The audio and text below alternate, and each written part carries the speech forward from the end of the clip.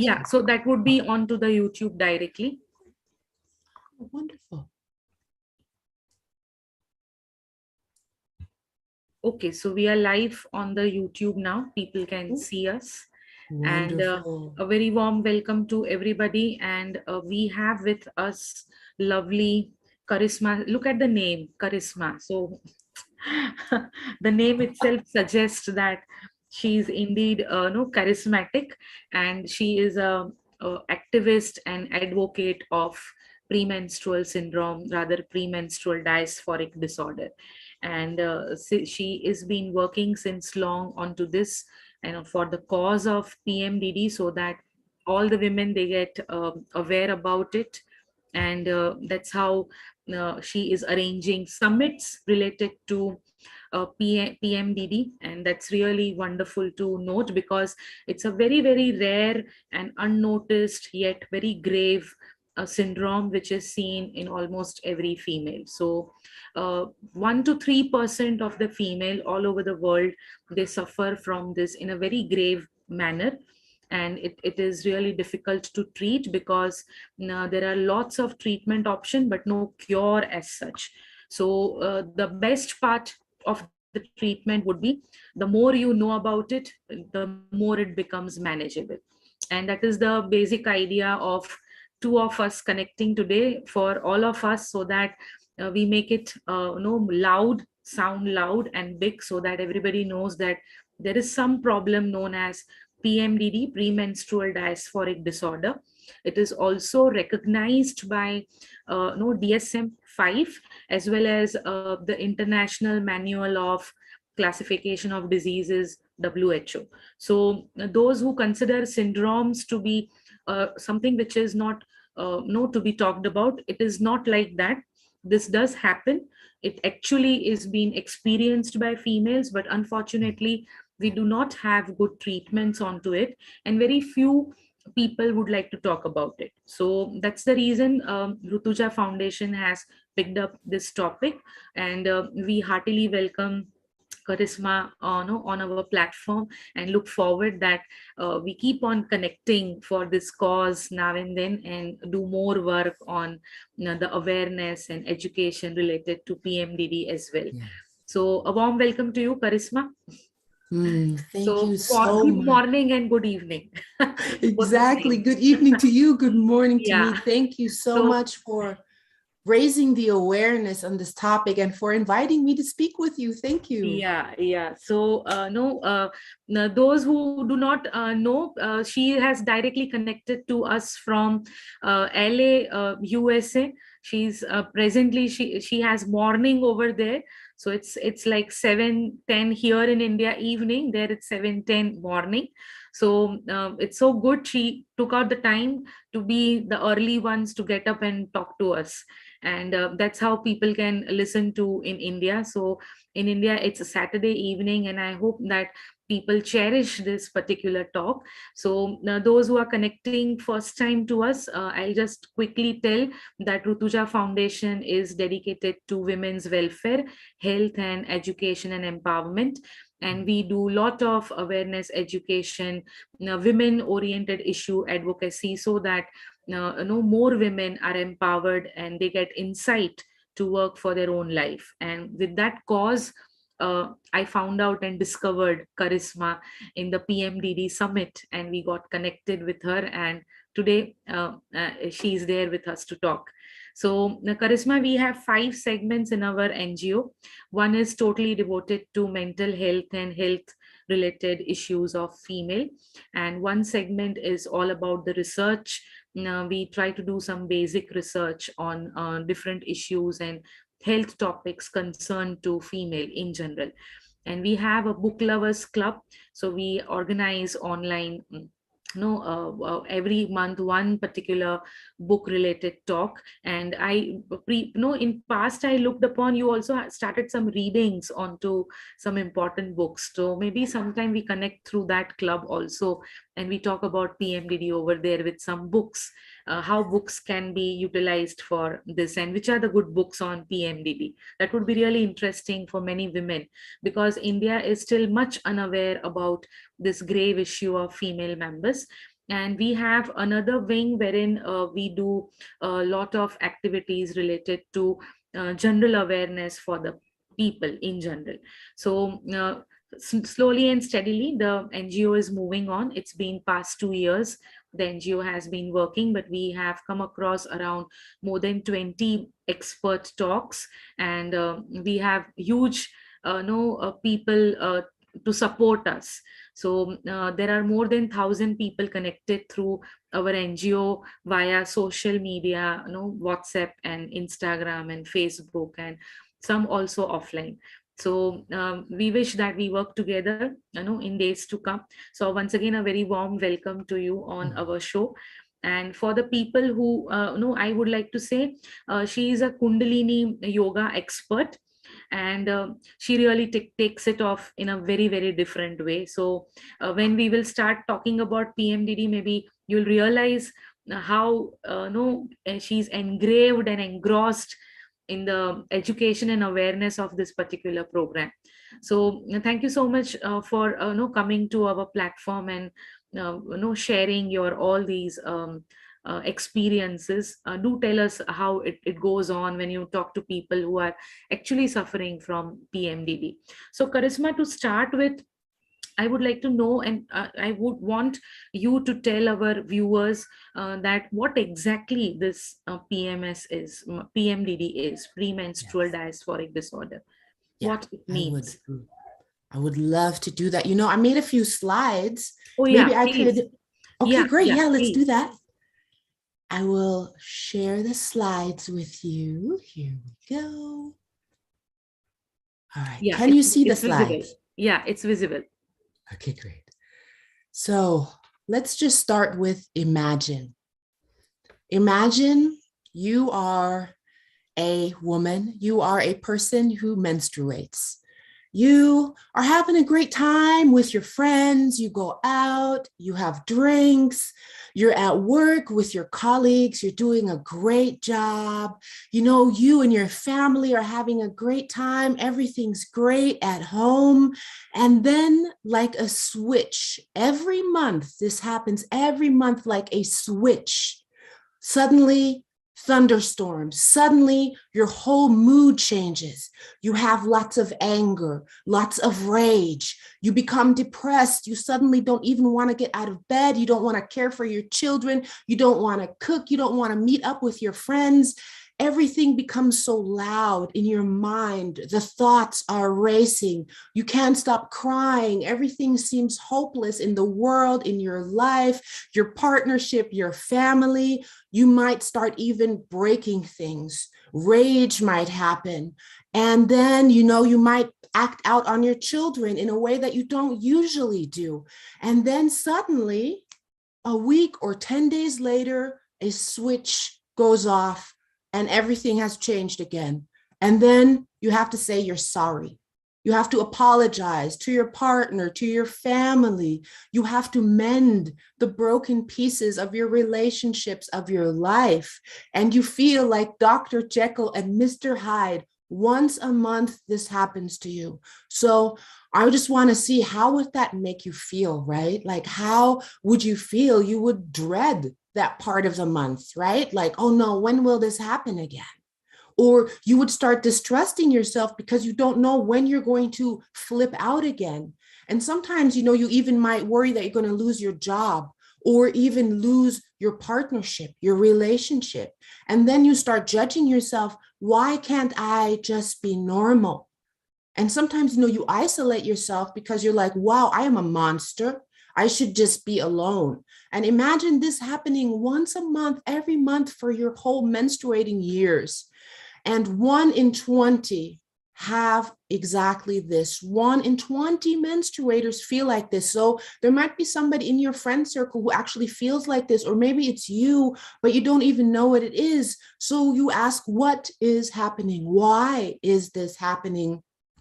And this is PMDD, premenstrual dysphoric disorder. And that's why we're here today, to just bring awareness to this, that if this might be going on for you, that you know that this might be the reason for it. So we're just gonna go into like an overview and we can go deeper in the question. So what causes PMDD? It's not a hormone imbalance. For a long time, doctors have said, oh, it's a hormone imbalance, and we will give you the contraceptive pill and it will balance your hormones. And it's not a hormone imbalance. It's actually a reaction to the fluctuation of your hormone levels. So people with PMDD are sensitive to the fluctuation, right, of their hormone levels throughout the menstrual phase. And you can see here, these are our hormone levels in the menstrual phase. And usually these symptoms set in after ovulation in this luteal phase that you see over here, this green dome. So that's when these symptoms usually set in. And the thing is that, of course, sometimes your doctor or your psychiatrist or your therapist will be aware of PMDD, and you can go to them and you can say, oh, once a month I turn into a complete monster, and they can diagnose you. But a lot of time they don't even know what PMDD is. It's fairly new, so it's not really that talked about yet. So you can also diagnose it yourself. And these are the symptoms of PMDD. So if you have these symptoms after ovulation in your luteal phase, so the 10 days, 7 to 10 days before your menstrual cycle, if you have some of these symptoms, anxiety, paranoia, a lot of rage, anger, or insomnia, sometimes also breast tenderness, even depression, constipation, bloating. So some of these symptoms, if you have them here and you notice they pop up like once a month, then you can diagnose yourself. This is a really great symptom tracker that you can download for free. And down here, it's on iapmd.org. You can go and download the symptom tracker, and then you can just fill it out, and you can, and you can see, oh, do I feel depressed or sad or down? And you can track exactly on which days. And then you can bring this symptom tracker to your doctor, or you can just diagnose yourself and you can see, ooh, I think I might have PMDD. So this is a really great way to take charge of your own diagnosis, take charge of your own health. So what are the treatments for PMDD? So people, everybody's symptoms varies. So there's not just one pill that you can take that makes your symptoms go away. Unfortunately, it's not that easy. It's deeper because we're all unique. And we all have unique bodies, unique hormone levels. Some people, have gut issues with their digestion. Other people have, issues in other places of their body, in their joints, inflammation. So it depends on you, and it's on you to find what works for you. But here's just a bit of an overview. For me, I always say that the healing, the relief of PMDD, you have to address the body, the mind, and the soul, that everything has to be addressed. It has to be a holistic approach. That's why, just saying, oh, I will give you an antidepressant or an anti-anxiety medication, that really doesn't cut it, because we want to get to the root of what's really going on, right? So for your body, how's your nutrition? Are you getting all the nutrition you need? Do you maybe need to add magnesium? A lot of times magnesium can really help with cramping and also with anxiety. What about your gut health right here, right? How is your digestion?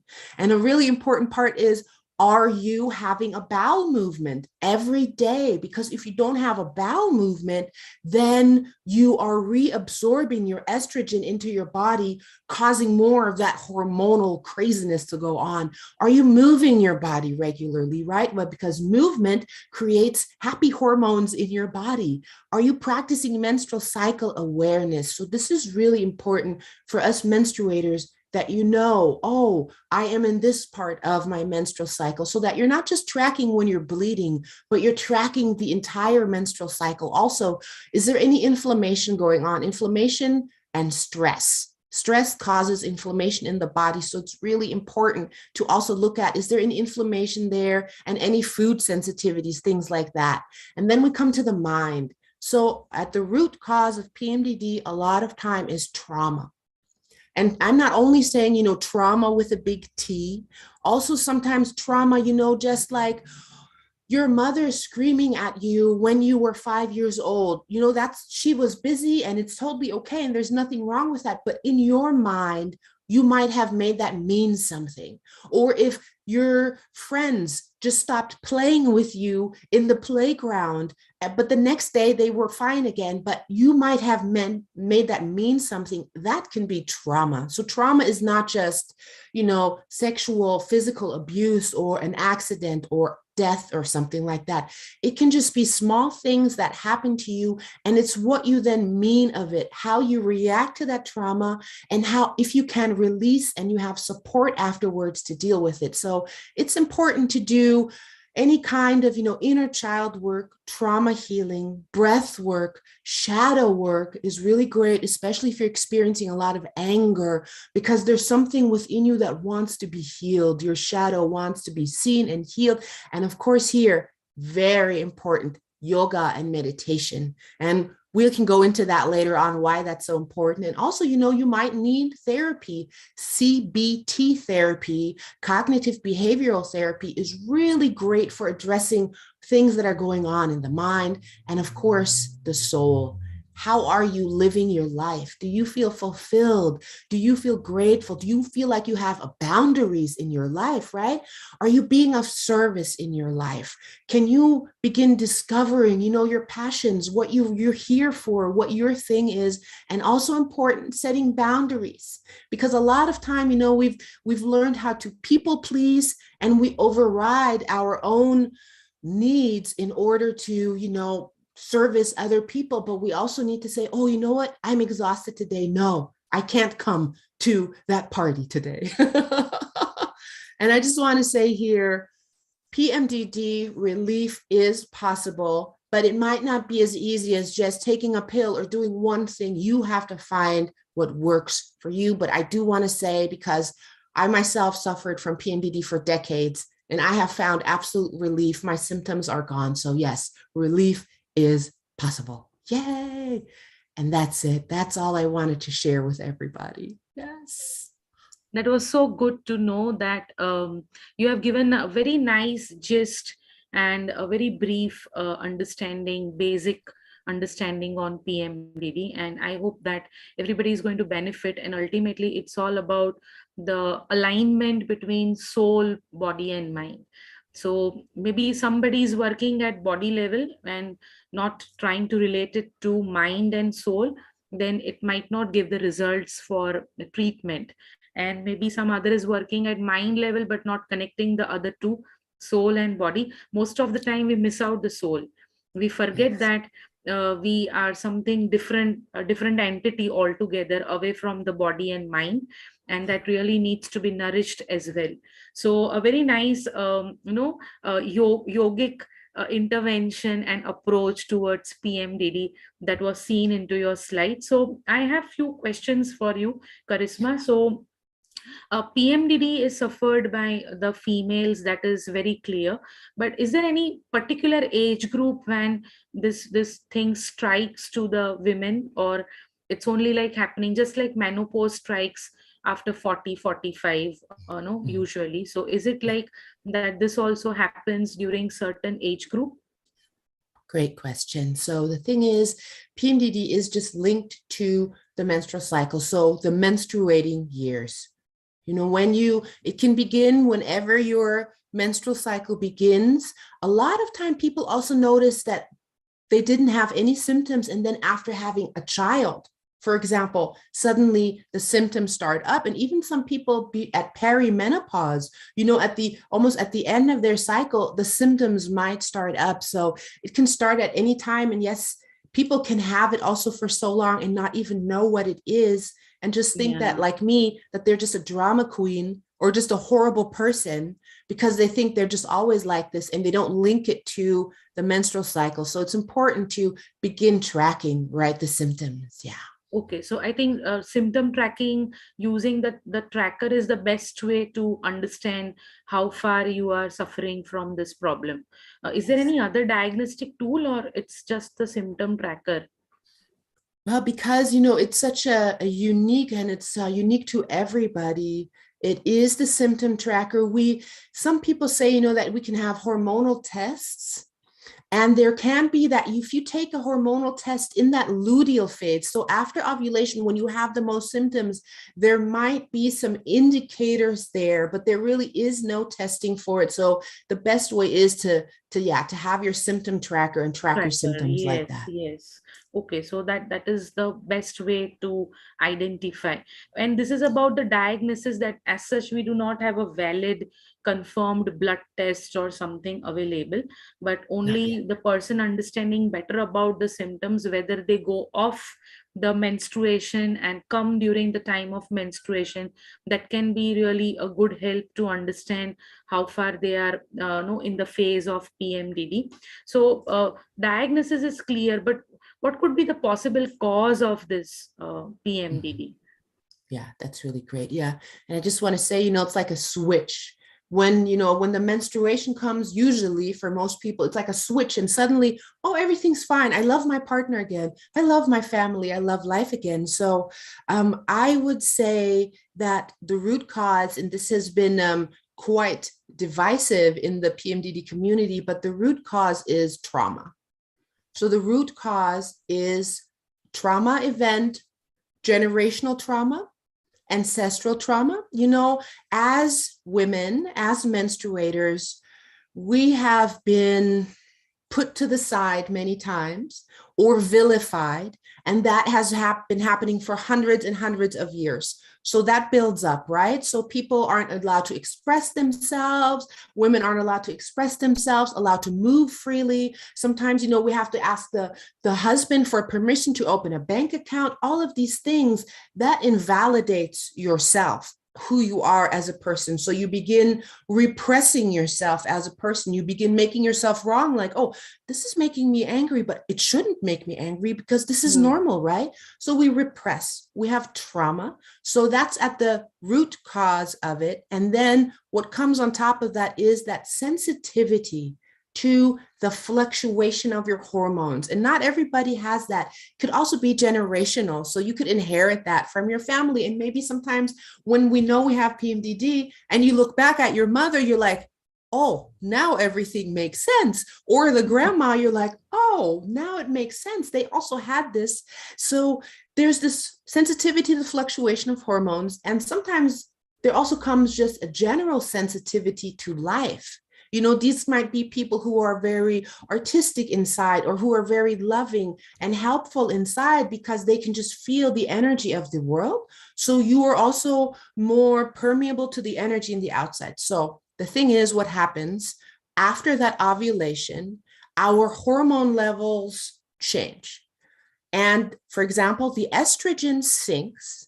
And what happens when the estrogen sinks is that you become more sensitive to what's going on in the world, and your nervous system, which has been previously impacted possibly by trauma, your nervous system becomes more sensitive, and it thinks, I have to protect you. I have to shut you down.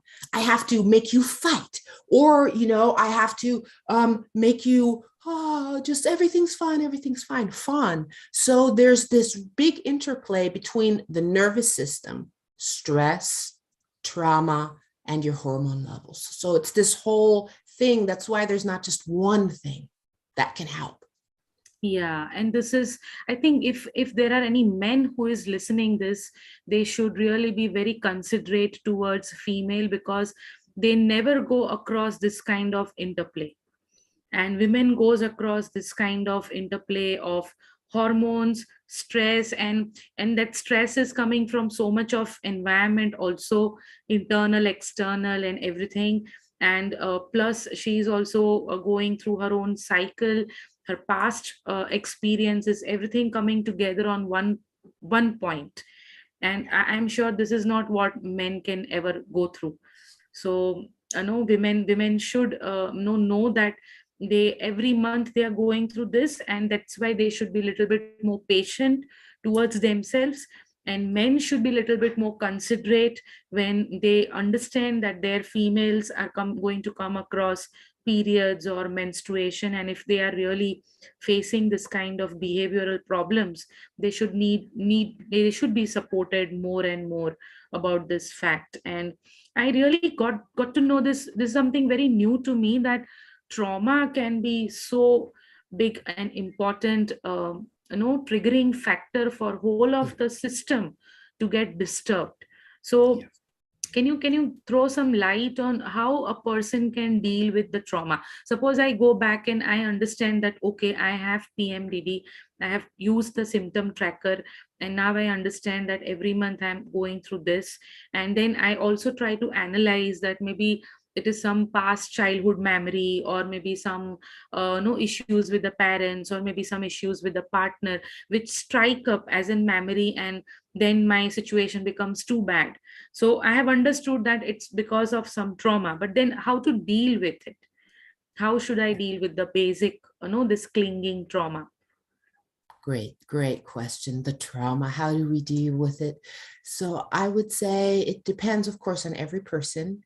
Just want to say that. And beginning to journal, for example, this Okay. is really great, especially when you're in that, when it comes up, writing it all out, whatever you think it is. Also in the luteal phase, when the anger comes up, begin writing all of those horrible thoughts, even how bad they are, begin writing that out. So you begin becoming aware. And then, there's different ways of doing it. For me, it was, for example, self-hypnosis. Inner child healing is really great for trauma when you can go back and you can find these videos on YouTube where you can do them, or you can find, a practitioner that can do that with you. You go back to your inner child and you react in a way that you wanted your parents to react, the way that they should have reacted. But we all come from our own upbringing, so you can reparent. And that's the thing, reparenting yourself, giving yourself that love. You can go into like a hypnosis and you can hug your inner child and you can set her on your lap and you can tell her these loving things. So that's really great. The self-hypnosis, inner child healing, shadow work is really important, so that with the trauma healing, we also put things in our shadows that we don't like about ourselves, or we think are bad or unworthy. Like, I shouldn't be angry. I should be a nice and a good girl, because that's what society says. But, a mama lion, she's also fierce sometimes, right? She's not just always she's fierce when she needs to be. So we get to be fierce sometimes too. Therapy can absolutely help, going there and having somebody with some great knowledge of what to do. Therapy can help. And I also feel that yoga can help, because the thing is, trauma is not just stuck in our minds. Your trauma gets stuck in your body. And so, as a child, you don't analytical function. So your body's trying to protect you, and that's your nervous system. It's just your body thinks, oh my gosh, I need to protect myself. Because a lot of times what the body thinks is, if I am a bad person, a bad girl, even a bad boy, this is also for the men listening, maybe you can find your own trauma and help your woman. I have to protect myself now, or otherwise I won't be loved by my caretaker. If I'm not loved by my caretaker, they're not going to feed me and I'm going to die. So that's what's in the body. And even when you grow up, then later, if something happens that reminds you of this thing that happened as a child, your body is going to Yeah. go into that reaction. So yoga and movement and somatic healing can help you move this trauma out of the body, that you're doing a posture and suddenly you just start crying, and whoa, there it was released out of your body. So those are really great things. Therapy, movement, hypnosis. Hypnosis can help also to go back to the original incident. So yeah. Mm-hmm.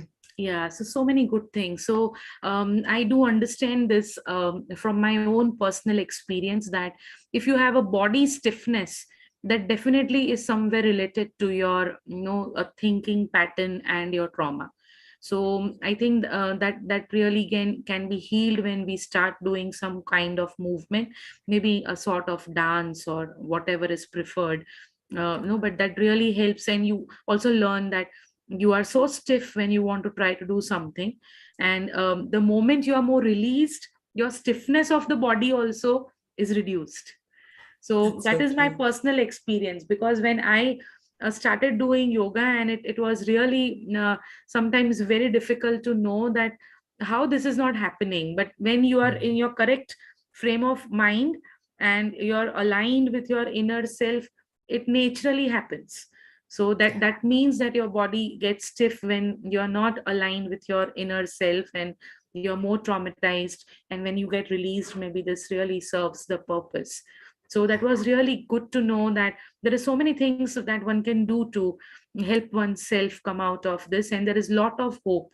So those who are really suffering bad, please take this straight, that you just have to be on your side.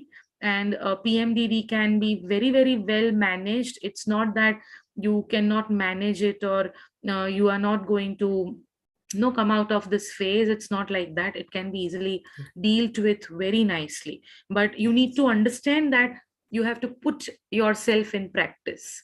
And charisma, from that I also get to have this thing, because I did little research in India with very many women, and during my research I have always come across the concluding point that women fail to love themselves.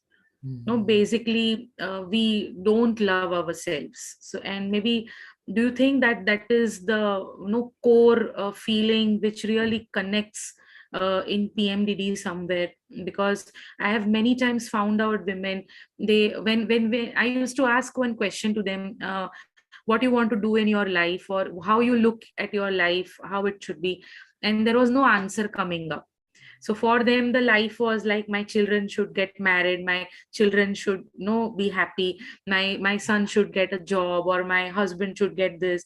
Their whole life is always surrounded by these many things, and nothing about themselves. Nobody told me ever that when I have this, I am fine with it. It was never them coming in the center. So do you think, because you told me about trauma, so then now this is coming to me, that does this I don't like myself or love myself kind of a feeling also interferes or increases the severity of PMDD somewhere? Yes, yes, definitely. That you made a great connection there. A lot of our, how can I say that? When we're not really connected to ourselves, when we have abandoned ourselves a little bit, what at the bottom of this, not, loving ourselves, caring for ourselves, is I am not enough. I am not enough. That is like the basis. And in the summit, Natalie Ryan Hebert, who works a lot with PMDD women and does hypnosis, she says that's the core of it all, just thinking that I am not enough. And we hide that right under so many layers of caring for this person. Oh, look, I care so wonderfully for my children. That must mean I'm enough. I care so wonderfully for my husband. Does that mean I'm enough? But underneath all of that, we feel we're not enough. And, these are also messages that one gets from society, right? If you are not always loving and the perfect mother, and you don't give yourself up, if you have a little bit of resentment every now and then towards your children, you're a bad mother.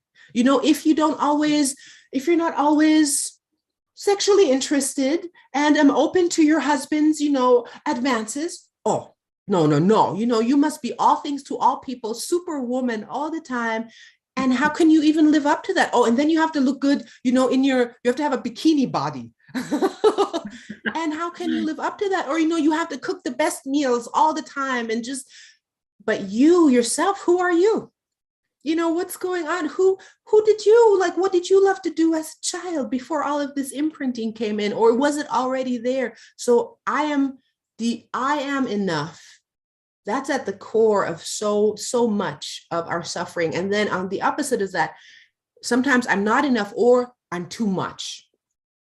Oh, I'm too loud, I'm too dramatic, oh, I'm too masculine, I'm too this, I'm too that. So we're never enough. It's either or. So yeah, that's a great thing. And beginning, that's that soul part, right? Beginning to cultivate the enoughness within yourself, just starting to begin that process of self-loving, accepting all of yourself, even the not so sunny and wonderful parts of yourself. Yeah.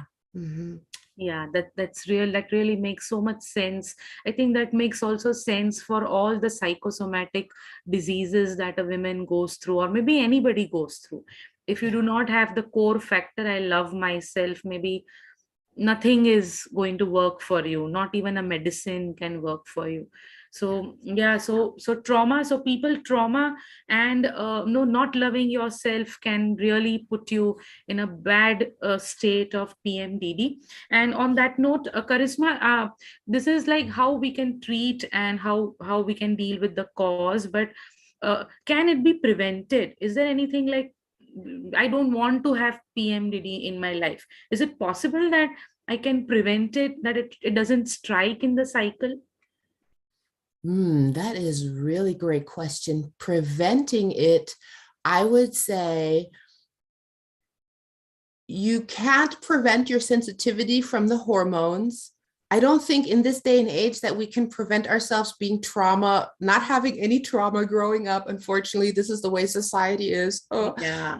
But you can, for example, begin honoring your cycle. That's why this menstrual cycle awareness part is not very much talked about. And I also want to say the reason why, we just now are knowing about these things is because women weren't part of studies for a very long time, medical studies for a very long time. So just now are we beginning to see, oh, they have their own things going on apart from the men. So what I wanted to say, oh, I think I lost my train of thought. Prevention, yeah.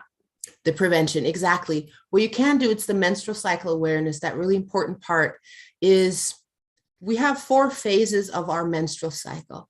We like to call them spring, summer, autumn, and winter. In autumn is when that luteal phase is, when you feel a bit more crunchy, more aggression. And the winter is the part where you are on your bleed, where you have your period. And it's really important that on this part that you begin resting more, that you don't lift heavy things, that you, if you can, ask your partner to do the dishes, to do the cleaning, and that those 7 days, however long it is for you, as you're bleeding, if you can really retreat and honor yourself and rest and just have a lie down and just go for walks, slow walks, things like that, as much as you can. I know we all have responsibilities. Well, if you can honor yourself in that part, that's you setting yourself up for the rest of the cycle, so that when that autumn phase comes, it doesn't come so strongly, because you've gotten all your energy together. And so there's Yeah. these different parts in every cycle. I could go on for hours about the menstrual cycle, but menstrual cycle awareness, if you can honor these phases of your cycle, you can begin to lessen that premenstrual, even PMS, that premenstrual rage, the premenstrual anxiety, depression, all of these things. Yeah. And Yeah. also, I want to say, I have to also mention, of course, nutrition. And, sometimes also what I have learned, a thyroid imbalance can also cause symptoms to flare up. Gut issues can cause symptoms to flare up, because this has to do with your cortisol levels and things like this. So stress can have your symptoms flare up. So it's really important also to look into nutrition. And if you have any nutritional deficiencies, for example, iron, low iron can have your symptoms flare up. Low zinc can have your symptoms flare up. And there's this thing that, inflammation in your Yes. body can also have your symptoms flare up. And there's this really funny thing. Sometimes when people take allergy medication, that is anti-inflammatory, their symptoms will lessen. So it's Yes. really important to look also into the body. Yeah. Yeah, yeah. So that really brings me to the topic that our next talk has to be from you on menstrual cycle awareness. Yes. So Gladly, yeah, gladly. so you can just share more about the menstrual cycle and how it should be taken care of. And I also got to know so many new research topics that has come up to my mind after you said that there can be so many nutritional factors which can flare up the symptoms badly. And in India, we have unfortunately more than 70-80% of females who are anemic. They have less blood and less hemoglobin, and it's really bad how no they must be going through, because there are very less studies on PMDD. I doubt how many studies into this aspect. So do you see more of the rage part and the anger and irritation part or violence happening in PMDD more, or the physical symptoms happening in PMDD more? Yeah. I think physical symptoms definitely. Also, the cramping, the breast tenderness. Some people have like needles in their skin. So yes, definitely physical symptoms. But I think that the psychological symptoms are the ones, except for, of course, cramping. But that's a whole nother thing that I just want to address really quickly. Doctors tell us, oh, cramping is just Yeah, it's part of the female periods. cycle. Yeah, yeah, But this is not true. They say that, menstrual cramps feel like a heart attack. And what do we do when men have, like, men suffer a lot from heart attacks? Oh my goodness, what are we going to do? We need to help these people. But for the women, have an Advil, take an aspirin and go back to work, please. So that's not true. There can be so many underlying factors. I just want to say really quickly, under menstrual cramps, endometriosis, PCOS, there can be so much going on. So please, I do not want to discredit any of those, but if you are having lots of cramping, there's help for you. There's relief for you. There's so much that can be done. It's not just something that you have to take into account, but I do think that the psychological factors are very debilitating because, okay. people, as I said, people lose jobs. This can ruin lives. This can ruin the family. And imagine you're having the rage and then the children, and then this guilt comes, oh, I was so horrible to my children. So it's like a vicious cycle. And then the shame and the guilt that you don't have control over your own emotions. It's a huge impact on the quality of life. So yes, and I think if you notice rage and this anger once a month, that's a great indicator. If it's very strong, yeah, the rage, and also anxiety becomes very strong, and also paranoia. So suddenly, oh, my partner doesn't love me, everybody hates me, oh look, they're looking at me in a certain way. So it becomes this whole thing. So I mean, imagine living with that every month. It's just, oof, yeah. Yeah, that's really true. So does this PMDD has any impact on fertility, or like having babies or something like that? Yes. Can it have So an impact? I have not heard of that. I do know, fertility is also so much beyond what the body is. How, so, the uterus is everything fine in the body. Fertility, there's also a lot of, right, the psychosomatic, like the mental state, like how relaxed are you? How are you feeling? How's the body feeling, right? Because that how you feel up here expresses also in the body. So I don't know of the correlation. I'm sure that somebody, a fertility expert, is now shaking her head at me that there is a correlation, but I do not know of correlation unless, of course, the hormonal correlation that Yeah. is there. If there is a hormonal imbalance in there somewhere, of course, yes. Yeah. So you expressed that yoga can be very good in helping PMDD. So Yeah. one thing was that it can bring the somatic healing, the movement. Anything more about yoga? How it can be a very great tool for curing and treating and preventing PMDD? Yes, absolutely. So there's that nervous system aspect, right, that we spoke about. The Yeah. nervous system, the fight, flight, freeze mode, your survival mode. So you have a window of tolerance. Your nervous system can take so much stress, And when it goes over that limit, your nervous system activates and it sends you these signals. There's danger somewhere. And that's when these symptoms can really flare up. So with yoga, you widen, especially also with Kundalini yoga and all yogas really, you widen your window of tolerance so that something that stressed you here, suddenly after you practice, your window of tolerance is here. It doesn't stress you anymore. You're like, oh, yeah, okay, fine, thank you. And you go on with your life. Whereas before you're like, oh God, and then you might rage out, or you might become depressed, or, you might react in a way, your heartbeat might start racing, you can feel yourself Yes. getting hot. But with yoga, you widen that window of tolerance. You help your nervous system to stay in a more calm state so that you react more calmly, or more, you even respond. Instead of reacting habitually to something, you're like, oh, this came in. Oh, okay, fine. You don't Yes, go yes. into this survival mode so easily. So Yes. that's really what yoga helps. Yeah. So that increases the threshold limit of a person to be more enduring, about the facts which are coming towards the life.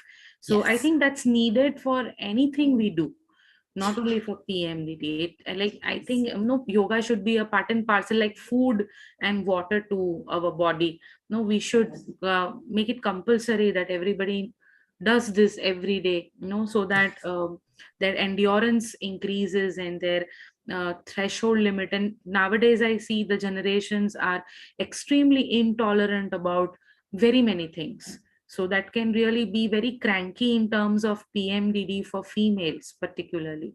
Yeah. So that's really good to know that yoga can do so many things, about all this particular aspects. So moving on to the next question that I wanted to ask, because I come across a lot of articles which say that women turn out to be extremely violent during this phase, and maybe they can, it becomes really difficult to handle. So do you agree it does happen so? And if yes, then how they should handle this no anger? And I when I was doing my research, I came across a lady. She was like, I slapped my kids, during the time of periods, and then later I have so much of guilt feel that why I was doing this to the kids during that phase. And that time I couldn't understand much because I myself was a student. But I then read a lot that many people, they really have very bad aspect in terms of violence. So how it is? This I can tell you from firsthand experience, because anger and rage and violence, those were my main symptoms. I also had anxiety and depression, but anger and rage and violence, my main symptoms. And what started my beginning of my healing journey was when I slapped my partner in the face with my hand, a man who I love so much, so dearly, the most wonderful person. But this rage, this pain was in me building, and I needed to discharge it. I needed to release this energy. And that's when my whole world crumbled. And I was like, oh my God, I'm a monster. I'm a violent person. So that's what started me on my healing journey. So I just want to share that for whoever else is going through that. This can be your wake up. Let this be your wake up. So the thing is, there's that pain underneath. There's this not enoughness.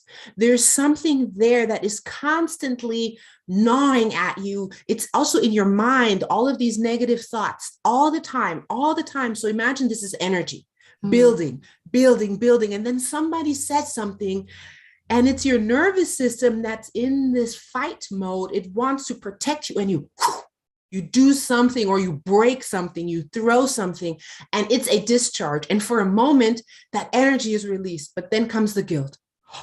What did I just do? And then the shame, and shame and guilt. So guilt is, I feel bad for something I did. Shame is, I am bad. So they come together. And then there's this vicious cycle because you just can't get out of that. So yes, violence, rage is huge. Mothers with their children, the guilt afterwards is a huge thing. And I just want to say there is help. There is absolutely hope because I am rage, violence free. The thing is, you have to go then underneath. It's time to go. This is, your anger, your emotions are messengers from your soul. They are letting you know something's going on underneath the surface that you haven't addressed yet, that we haven't addressed yet. There's some kind of like a thorn there. There's a thorn there that's festering and it's oozing and it's hurting you all the time.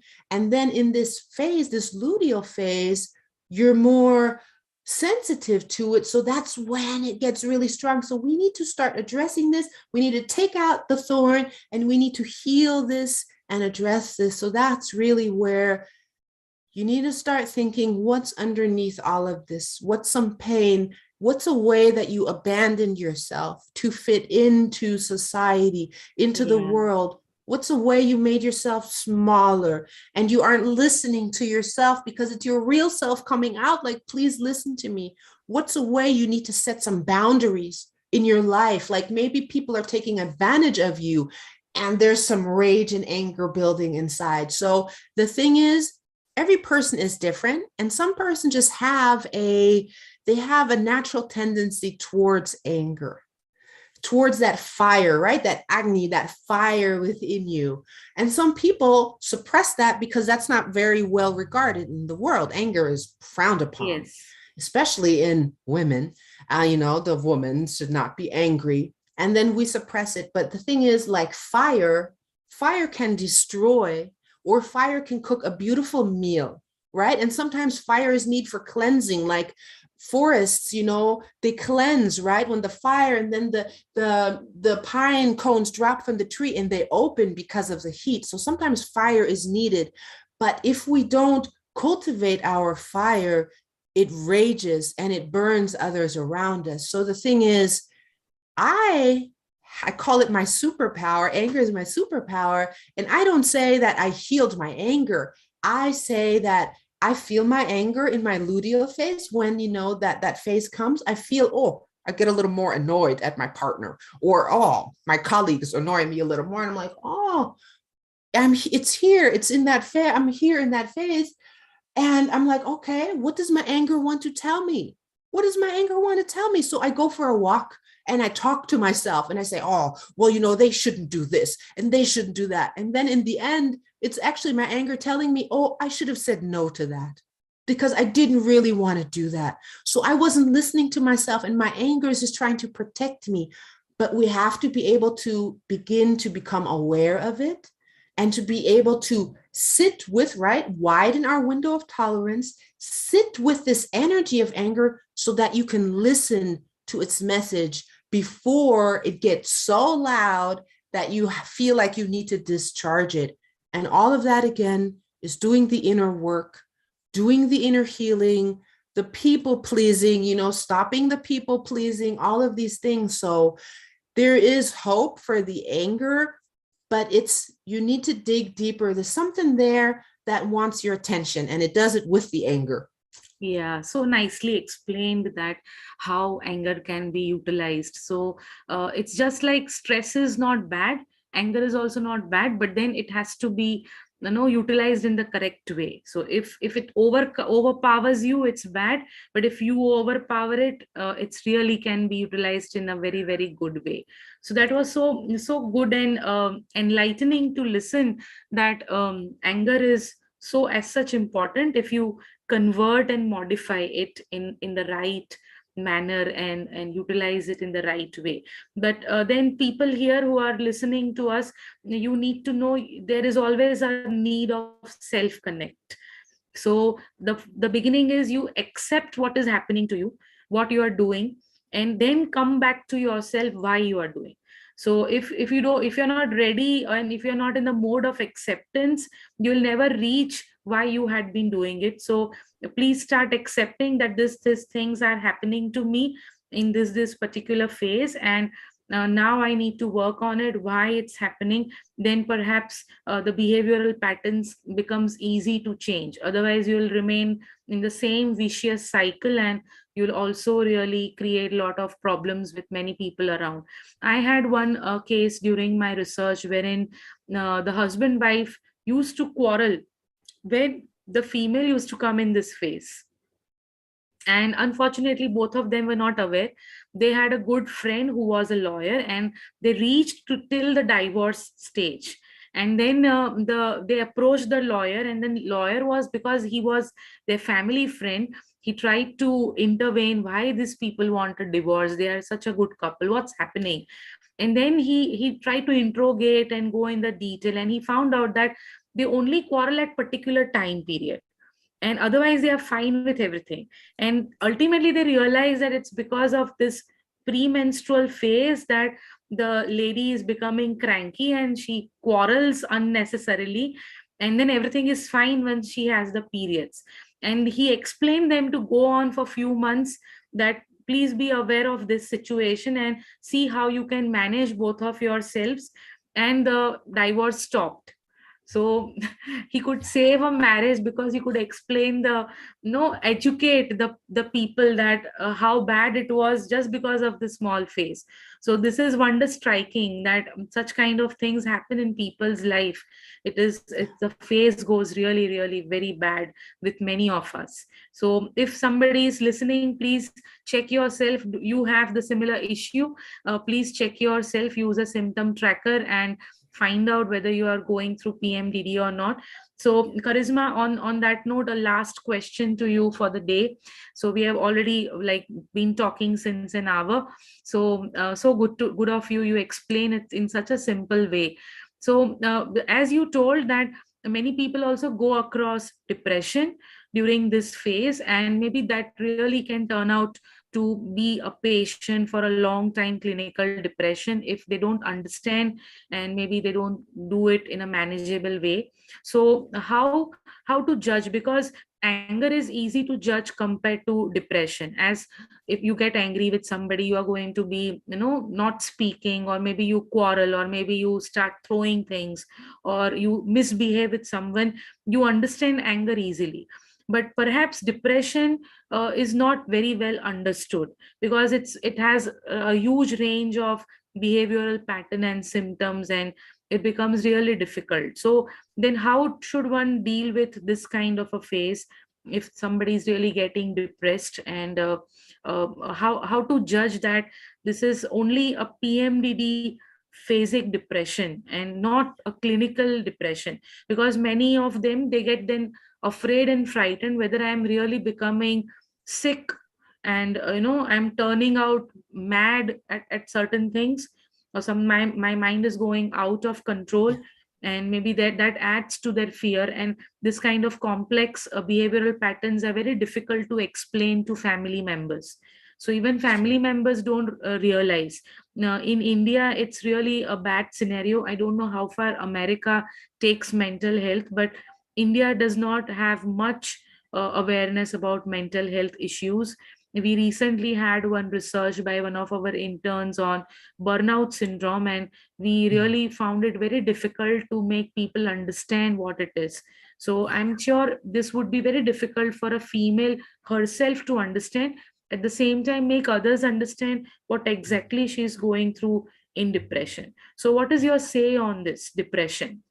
Yes, I do. I am so hopeful, our new generation coming, I feel they are so aware, right? More aware of mental health issues than our generation, the generation before, Yeah, yeah. before us. We're still making all the policies. So yay for the future. Thank you, children. Thank you for being our future.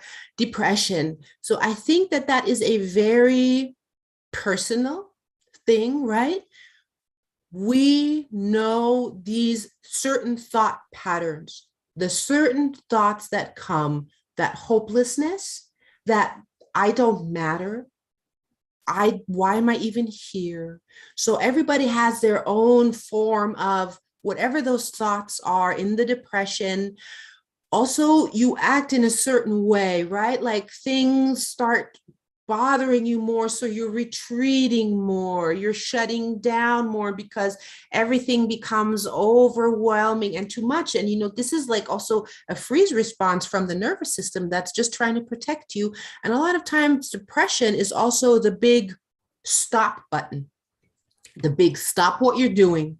What you're doing is not aligned with who you really are. This is, again, your soul is speaking to you that there's something here that wants to be healed.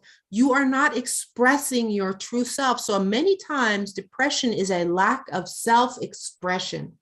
It's a self-abandonment. It's that kind of that loss of the vibrance of life, right? You just like the energy of life, this electromagnetic thing that's pulsing through you is gone because you are not living that true life. So I would say that if you suffer from depression, because suddenly you kind of you power down like a computer. You power down. You don't want to see anybody. You don't want to do anything. Everything is too much. Everything might even hurt. Your mind hurts. There's so many thoughts, but on the outside, you don't want to do anything. So again, it's also that signal again that something wants to be healed.